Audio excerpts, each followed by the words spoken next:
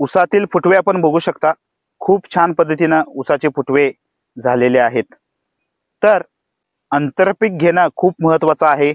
आंतरपीक घेतल्याने ऊसावरती जो आपण खर्च करतो तो खर्च आपण आंतरपिकाच्या इन्कम मधून काढू शकतो।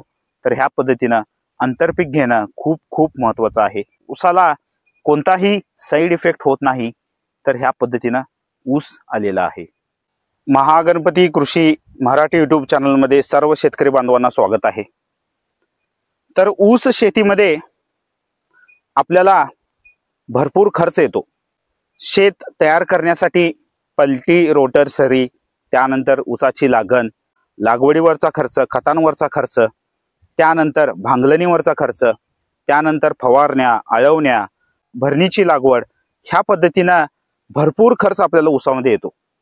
तर खर्च कमी करण्यासाठी आम्ही आंतरपीक हे घेऊ शकतो। तर आंतरपीक घेतल्याने काय होतं की आपल्याला आंतरपिकातून जे उत्पन्न येतं, जे आंतरपिकातून इन्कम येते, ती इन्कम आम्ही ऊस शेतीमध्ये वापरू शकतो। आंतरपीक घेतल्याने आपला ऊसावरचा खर्च जो आहे तो कमी होतो। तर कोणतं आंतरपीक करावं, योग्य आंतरपिकाची निवड आपण केली तर आपल्याला खूप फायदा होतो। तर आम्ही काय केलेलं आहे, बोधावरती बीन्स घेतलेला आहे, बेनस घेतलेला आहे, त्यानंतर सरीमध्ये ऊसाची लागण आहे। तर बेनस घेण्याचं कारण काय, बेनसचा जो मेंटेनन्स आहे, बेनसवरती जो आपण खर्च करणार आहोत तो खर्च कमी येतो। आणि दुसरी गोष्ट, बेनसला मार्केटमध्ये खूप छान पद्धतीने रेट येतो, मार्केट रेट खूप छान पद्धतीने आहे।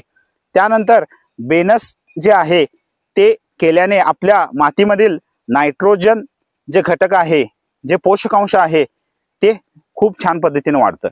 तर बेनसच्या मुळ्या जे असतात त्या मुळ्या काय करतात की वातावरणामधला नायट्रोजन फिक्सेशन करण्याचं काम हे बेनसच्या मुळ्या करतात। तर नायट्रोजन फिक्सेशन हे करण्याचं काम बेनस करतं। त्यानंतर बेनस केल्याने काय होतं की आपल्या मातीची ताकद वाढते आणि सॉइल स्ट्रक्चर जे आहे ते खूप छान पद्धतीने डेव्हलप होतं। त्यानं काय होतं की ज्यावेळी आपण भरणी करतो त्यावेळी ही बोधाची माती आपण ऊसाला लावतो, त्यावेळी ते नायट्रोजन प्लस ती ताकद वाढलेली जी माती असते ती पण आपल्या ऊसाला लागते। भरणी केल्यानंतर ऊसामध्ये खूप छान पद्धतीने वाढ होते। तर ह्या पद्धतीने बेनस केल्याने आपल्याला उत्पन्नही भेटतं, त्याच्यासोबत आपल्याला मातीची डेव्हलपमेंटही होते आणि त्याच्यासोबत नायट्रोजन हे घटक हे आपल्या मातीमध्ये खूप जास्त होतं।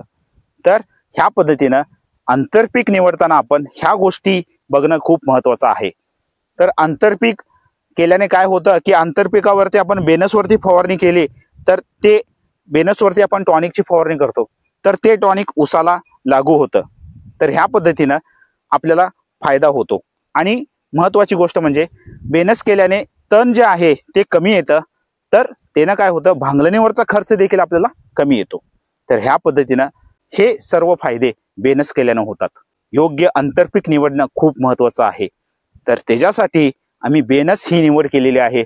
बेनस ह्या पद्धतीने आलेला आहे। शेतकरी बांधवांनी काय केलेलं आहे, बेनस बोधावरती घेतलेला आहे आणि सरीमध्ये लावण आहे। तर ह्या पद्धतीने जो ऊसाचा खर्च आहे आपण बेनस मधून काढू शकतो। तर भेटूया नेक्स्ट व्हिडिओमध्ये। थँक्यू, धन्यवाद।